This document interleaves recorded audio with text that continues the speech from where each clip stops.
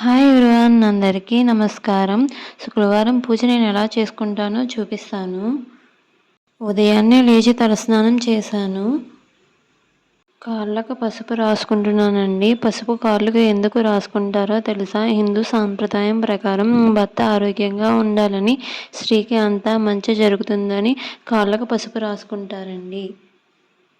పూజకు కావలసిన పూజా సామాన్లను పసుపు కుంకుమతో బొట్లు పెట్టుకుంటున్నానండి. మా అత్తయ్య గారు చెప్పారు, పూజకు ఉపయోగించే అన్ని పూజా సామాన్లకు పసుపు కుంకుమతో బొట్లు పెట్టుకోవాలని. మా అత్తయ్య గారికి పంతులు గారు చెప్పారండి. మా అత్తయ్య గారు ఫాలో అవుతున్నారండి. మా అత్తయ్య గారు చెప్పారు కదా, నేను కూడా ఫాలో అవుతున్నాను. మీకు నచ్చితే మీరు ఫాలో అవ్వండి.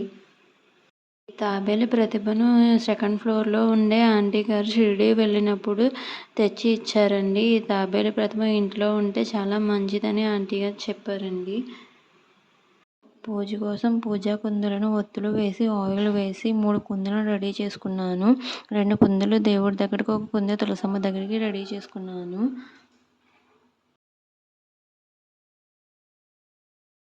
తులసమ్మకు పసుపు రాసి కుంకుమతో బొట్లు పెట్టుకుంటున్నాను.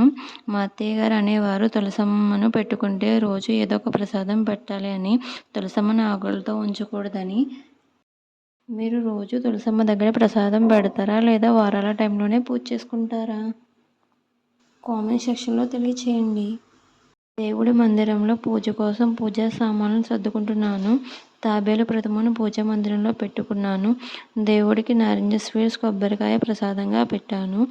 దేవుడి ఫొటోస్కి పూలు పెడుతున్నాను. పూజకు స్టార్ట్ చేశాను.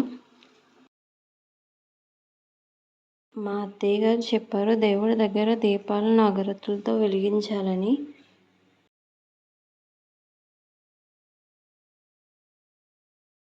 సాంబ్రాణి కణికను వెలిగించుకుంటున్నానండి.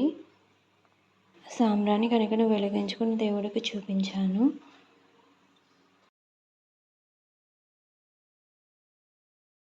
అక్షింతలు వేసి దేవుడికి దండం పెట్టుకుంటున్నానండి.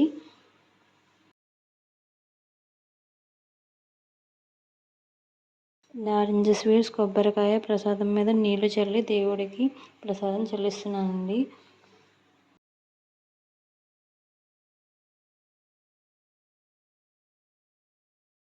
దేవుడికి హారతి ఇస్తున్నానండి. దేవుడికి హారతి ఇచ్చిన తరువాత హారతి మీద కొన్ని నీళ్లు చల్లి నేను కూడా హారతి తీసుకున్నాను.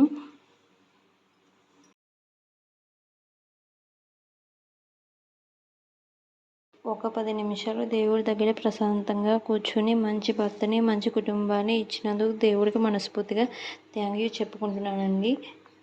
బాగుండాలని మనస్ఫూర్తిగా కోరుకుంటున్నాను. తులసమ్మ దగ్గర కూడా పూజ చేసుకుంటున్నానండి. అత్తయ్య వాళ్ళ ఇంటి దగ్గర తులసమ్మను పెట్టుకోవడానికి సరిగా ప్లేస్ లేదండి. ఇక్కడికి వచ్చాకే తులసమ్మను పెట్టుకున్నాను. అత్తయ్య గారు చెప్పారుగా, తులసమ్మ దగ్గర ప్రసాదం పెట్టాలి అని. రోజు బాబుతో కుదరటం లేదండి.